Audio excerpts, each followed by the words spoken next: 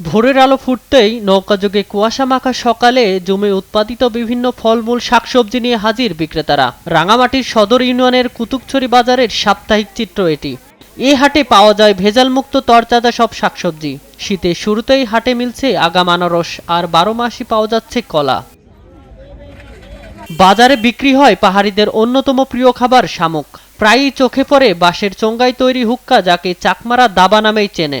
বিকিকিনির ফাঁকে ফাঁকে চলে হুক্কাই টান। কচু, আলু, লাউ, থকথদা, শাক, মূলা শাক।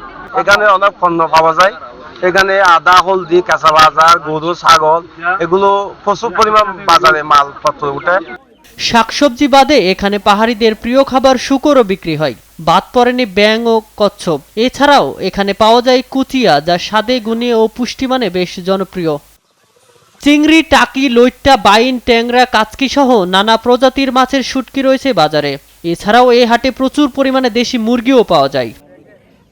ব্যাপক ভিড় চোখে পড়ে গরম কাপড়ের দোকানেও।